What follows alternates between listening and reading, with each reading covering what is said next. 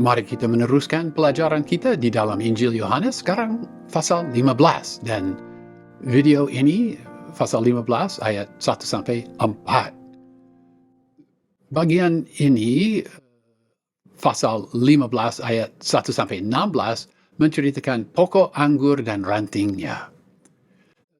Ya, mengingat seluruh Injil Yohanes, pada waktu Tuhan Yesus memberitakan Injil kepada perempuan itu di sumur Yakub, dia berkata kepada muridnya, dia berkata, "Padaku ada makanan yang tidak kamu kenal." Yang makanan itu adalah melakukan kehendak Allah Bapa. Tetapi sampai pada titik ini, Tuhan Yesus tidak membicarakan hal melakukan kehendak Allah banyak, tidak banyak membicarakan hal itu. Tetapi di dalam bagian ini, dia akan menceritakan bagaimana mereka harus mempunyai suatu hubungan pribadi yang erat dengan dia untuk melakukan kehendak Allah dan berbuah banyak. Satu catatan yang singkat membahas tema ini di dalam Injil Yohanes pasal 8 ayat 31 dan 32, dia berkata kepada orang yang baru percaya, dia berkata, "Jikalau kamu tetap dalam firman-Ku, kamu benar-benar adalah murid-Ku dan kamu akan mengetahui kebenaran, dan kebenaran itu akan memerdekakan kamu." Pada saat itu, situasi tidak memungkinkan penjelasan lebih lanjut.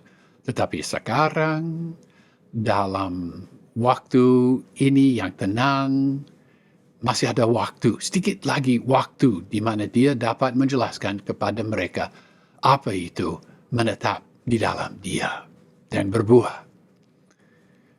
Hubungan antara pokok anggur dan rantingnya menyediakan suatu gambar, suatu kiasan yang berguna. Tuhan memakai gambar atau kiasan itu untuk menceritakan mengenai hubungan yang mereka perlukan, hubungan yang kita perlukan dengan dia supaya erat dengan dia dan melakukan kehendak Allah dan berbuah banyak.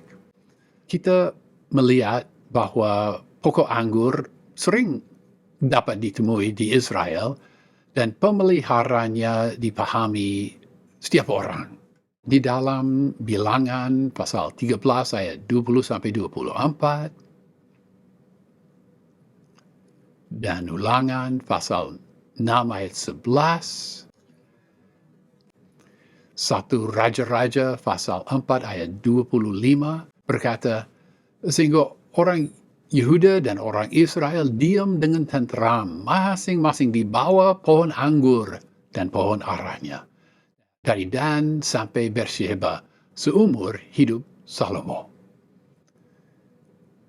Sebelum terjun dalam perang, ada perintah di dalam Ulangan pasal 20 ayat 6, perwira disuruh berkata kepada tentara, siapa telah berbuat kebun anggur tetapi belum mengecap hasilnya, ia boleh pergi dan pulang ke rumahnya, supaya jangan ia mati dalam pertempuran dan orang lain yang mengecap hasilnya.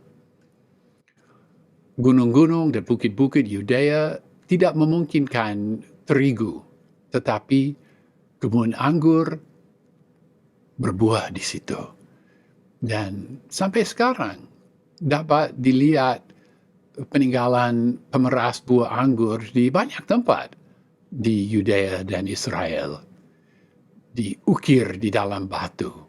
Dan memang dekat kuburan yang banyak orang Protestan berkata ini kuburan Tuhan Yesus, kuburan taman, ada pemeras buah anggur 10 atau 15 meter dari kuburan itu.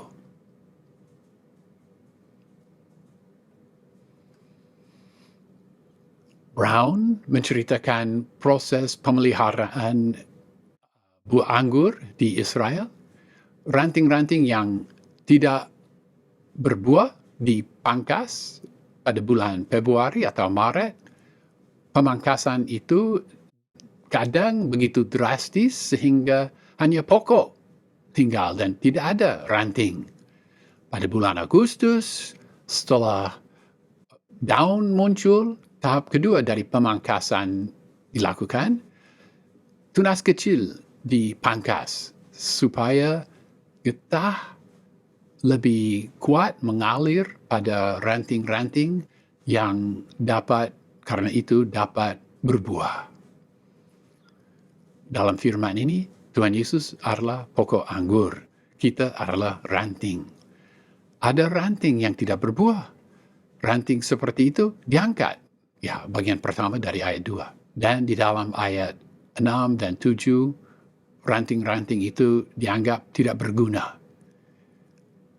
Ada ranting yang berbuah. Ranting seperti itu dipangkas dalam ayat 2 bagian kedua. Siapa yang akan berbuah dan siapa tidak, ya sangat sederhana. Ranting-ranting yang tetap di dalam dia dan menjaga, memelihara firman-Nya di dalam diri mereka, mereka akan berbuah. Ayat 7. Orang atau ranting yang tidak melakukan itu tidak berbuah. Dan apa itu menetap di dalam dia? Ya, kita tidak akan menceritakan suatu daftar kegiatan yang harus dilakukan sehingga ini berarti menetap di dalam dia. Itu pola perjanjian lama, itu pola hukum Taurat, dan pola itu tidak berguna. Tidak. Tetapi, ya, jika kita bersuka cita dalam kasih karunia Tuhan Yesus, jika kita menyembah Dia, jika dengan sukacita kita merenungkan firman Tuhan, ini ya tanda-tanda yang menandai bahwa kita memang menetap di dalam Dia. Di dalam Efesus pasal 3 ayat 18, kita membaca mengenai memahami betapa lebarnya dan panjangnya dan tingginya dan dalamnya kasih Kristus. Dan di dalam Wahyu pasal 2 kita membaca mengenai mereka yang meninggalkan kasih yang semula. Mereka tidak menetap di dalam Dia. Di dalam surat Filipi, hal yang sama dibahas. Kita menganggap Dia kemuliaan kita. Kita menganggap Dia kemegahan kita. Kita menganggap Dia sukacita kita. Di dalam pasal 14, Injil Yohanes pasal 14, kepentingan kasih dan ketaatan diceritakan cukup jelas. Di dalam Yohanes pasal 14 ayat 23 kita membaca jawab Yesus, "Jika seorang mengasihi aku, ia akan menuruti firman-Ku dan Bapa-Ku akan mengasihi dia, dan kami akan datang kepadanya dan diam bersama-sama dengan dia." Tuhan Yesus sungguh mau supaya murid-muridnya memahami hal ini sebelum dia harus meninggalkan mereka. Maka dia mengembangkan tema ini di dalam pasal 15 ini dengan memakai metafora panjang mengenai pokok anggur dan rantingnya. Pokok anggur dan ranting-rantingnya dipakai sebagai metafora, kiasan yang menceritakan persekutuan yang kaya yang dinikmati oleh mereka yang mengasihi dan mentaati Tuhan Yesus Kristus. Pasal 15 ayat 1, "Akulah pokok anggur yang benar, dan Bapa-Ku lah pengusahanya." Ada beberapa ayat di dalam Perjanjian Lama yang menceritakan, menggambarkan Israel sebagai ranting yang tidak berbuah. Misalnya, Yeremia pasal 2 ayat 21 dan Yesaya pasal 5 ayat 1-7.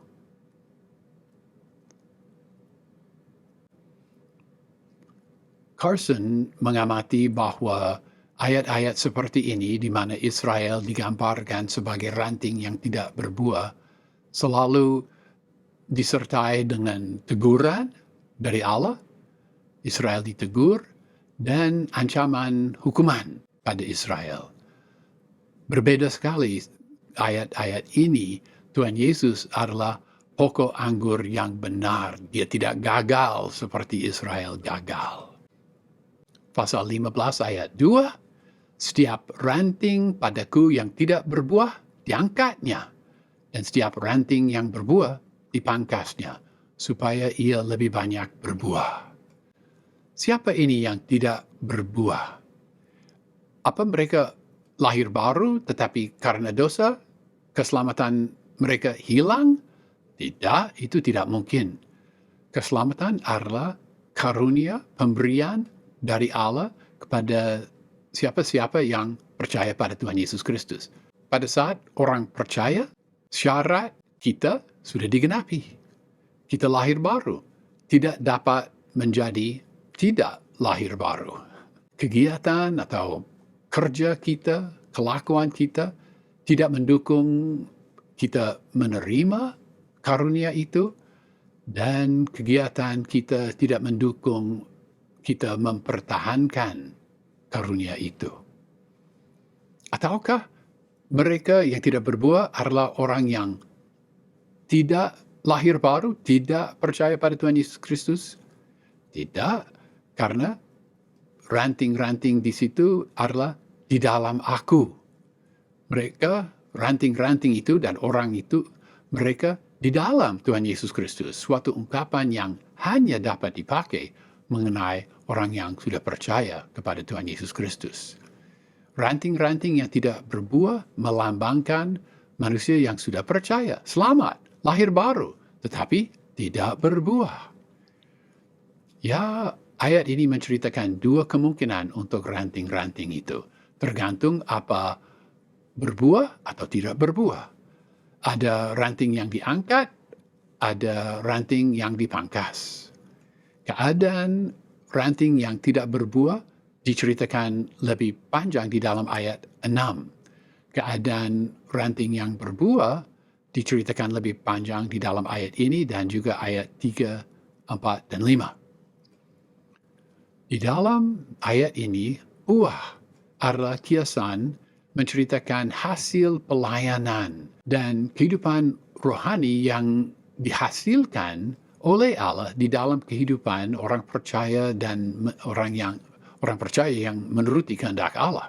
Dan kiasan ini dipakai, ya sering kali dipakai di dalam perjanjian baru, misalnya Matius pasal 3 ayat 8 dan Matius pasal 7 ayat 20, banyak. Ya, sebenarnya search dalam perjanjian baru untuk kata ini buah, karpos, menyatakan bahwa kata ini dipakai 67 kali di dalam perjanjian baru, dan sering kata karpos, kata buah, mempunyai arti kiasan. Di dalam metafora panjang ini ada ranting yang tidak berbuah, ada ranting yang berbuah, ada ranting yang berbuah lebih banyak, dan ada ranting yang banyak berbuah. Tukang kebun yang mengerjakan ranting dan pokok anggur itu, dia memangkas ranting-ranting yang berbuah supaya lebih berbuah. Seperti dijelaskan tadi, dia memangkas supaya getah tidak diboroskan pada bagian-bagian tanaman yang tidak akan berbuah. Jika seandainya seseorang yang tidak memahami pemeliharaan kebun anggur melihat ranting dan pokok anggur dipangkas, mungkin dia akan berkata, wah, terlalu banyak ranting dipangkas, terlalu banyak daun dibuang. Demikian juga di dalam kehidupan Kristen, kehidupan rohani kita. Walaupun kita memahami bahwa penderitaan dipakai Tuhan untuk membentuk kerohanian kita, ya misalnya surat Ibrani pasal 12 ayat 4-11, dan Yakobus pasal 1 ayat 2, 3, dan 4. Ya, kita tahu ayat-ayat seperti itu, tetapi kita juga merasa, aduh, aku terlalu menderita. Terlalu menderita. Mengapa aku harus menderita seperti ini? Walaupun sudah dijelaskan, ini membentuk kerohanian kita. Ya, demikian juga seandainya ranting dapat berbicara, ranting juga akan mengeluh. Aku dipangkas, aku terlalu dipangkas. Jangan aku dipangkas lagi. Ya, orang percaya yang berbuah dan ranting itu harus memahami bahwa pemangkasan itu, yaitu disiplin rohani, ini bukan akibat dosa di dalam kehidupan orang percaya. Mereka disamakan dengan ranting yang dipangkas supaya getah mengalir pada bagian-bagian yang akan berbuah. Mereka mengalami disiplin Allah supaya kekuatan tidak diboroskan dengan impian atau kerinduan duniawi yang sebenarnya tidak berbuah. Kesusahan yang dialami tidak sama dengan apa yang dialami oleh ranting yang tidak berbuah. Tukang kebun senang dengan ranting-ranting itu, tetapi dia lihat potensi dan dia bertindak supaya potensi itu akan tercapai. Ya, karena istilah diangkat tadi, ya airo, ada penafsir yang berkata bahwa ranting yang tidak berbuah diangkat dari tanah yang kotor, daunnya dibersihkan, dan ranting itu diletakkan di tempat yang lebih sehat dengan banyak sinar matahari supaya dapat berbuah. Tetapi ada 4 alasan yang menyatakan bahwa tafsiran itu kurang memuaskan. Ya, 1, tafsiran itu tidak memperhatikan ayat 6. Walaupun ayat 6 menjelaskan lebih lanjut dan lebih jelas keadaan ranting yang jadi kering. 2, menurut tafsiran itu mengenai ranting yang diangkat diletakkan di tempat yang lebih sehat, orang percaya yang tidak berbuah disamakan dengan ranting yang diangkat diletakkan di tempat yang enak, yang nikmat. Daunnya dibersihkan, ya nikmat itu. Jauh lebih nikmat daripada keadaan ranting yang berbuah, yang dipangkas. Dan dipangkas, ya itu tidak nikmat kita dipangkas. Jadi menurut tafsiran itu tadi, pengalaman mereka yang tidak berbuah lebih enak, lebih nikmat daripada pengalaman orang yang berbuah.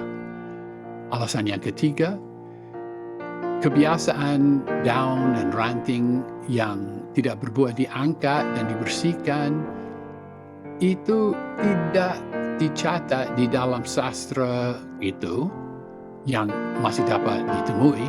Kebiasaan seperti itu, ya, yang modern di Eropa dan Amerika dan tempat-tempat lain yang memelihara anggur, belum tentu kebiasaan itu terjadi dilakukan 2000 tahun yang lalu di Timur Tengah.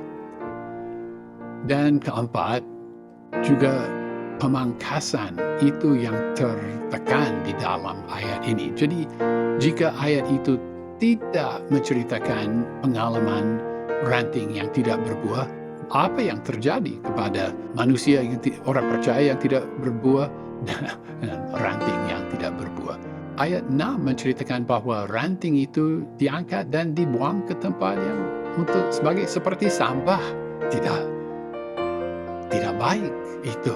Jangan itu terjadi pada kita. Nanti kita menyelidiki ayat 6. Pasal 15 ayat 3. Kamu memang sudah bersih karena firman yang telah kukatakan kepadamu. Tuhan Yesus tidak menegur mereka. Bukan, dia membesarkan hati mereka.